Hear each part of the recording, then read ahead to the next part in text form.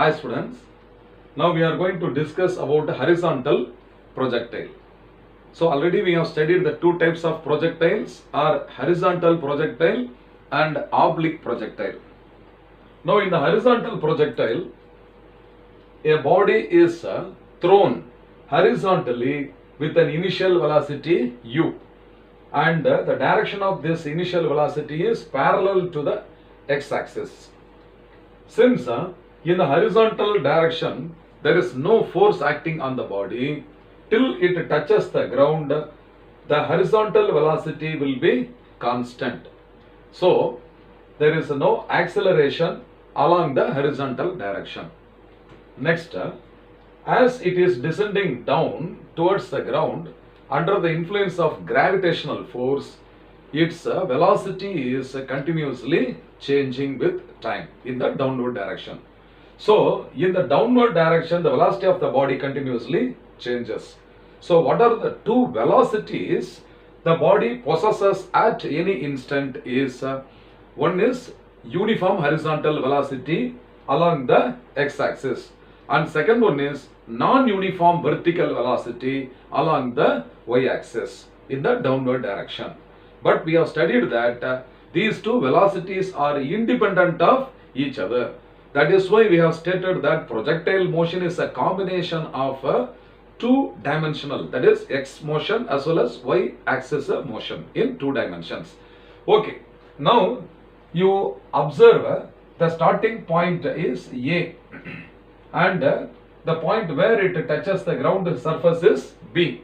So as the body is moving from A to B, the velocity in the y-axis is continuously increasing due to the gravitational force. So at the initial point A, there is no downward velocity, that is the velocity along the y-axis uy is equal to 0, and then it increases to u2, u3, u4 like that. Okay, it is continuously increasing. But along the x-axis, the velocity, okay, the magnitude of the velocity is taken to be ux. So this velocity along the x-axis remains constant always. So now I am going to study about the two types of motion of the projectile, one along the horizontal direction, the other one along the vertical direction. So first I will consider the motion of the projectile in horizontal direction. So in the horizontal direction, we have studied some equations of motion in the previous topic. So there the second equation is S equal to ut plus half a t square.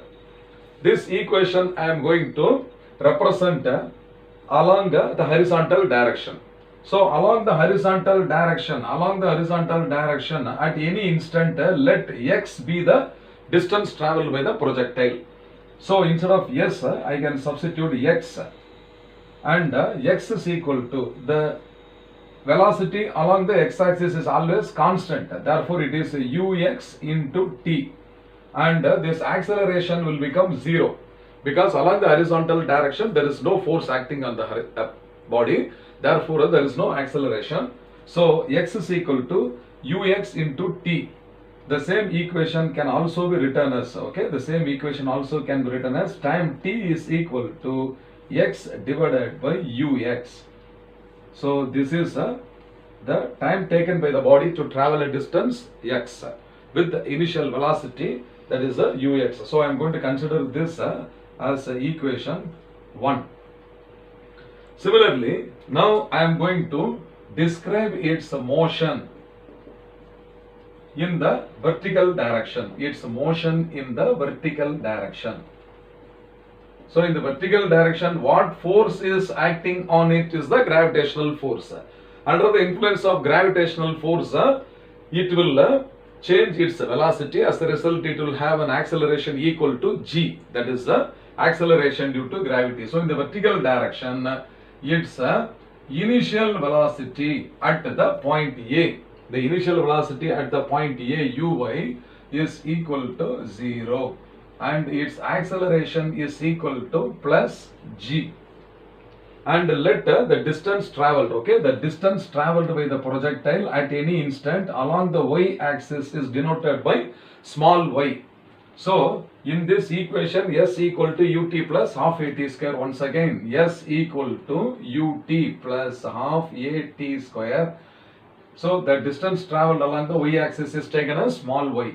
And here, the initial velocity, this factor, this uy, okay, this is uy, that is equal to 0. And acceleration along the y-axis is equal to what? Along the y-axis it is equal to plus g. So, this is half into g t square. So, this is equation 2. Now, I am going to substitute for this t from equation 1. So, in the same time t, what is the distance traveled is x. So, in terms of x, I am going to substitute this t. Therefore, y is now equal to g by 2 into x by ux, okay, x divided by ux the whole square. So, this is equal to g x square, gx square by 2 into ux square. So, in this expression, g is acceleration due to gravity, which is always constant. 2 is also a number which is constant. And ux, the horizontal component of the velocity, does not change. So, it is also a constant.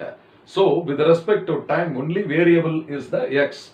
So, after 1 second, 2 second, 3 second, where will be the position of the object? It is going to change. So, in this equation, x of x square, all are constants. So, I am writing this. Therefore, y is equal to g divided by 2ux square in bracket into x square, or this equation can be written as y is equal to kx square, where k is equal to what? K is equal to g divided by 2 ux square is a constant. So, this is a constant.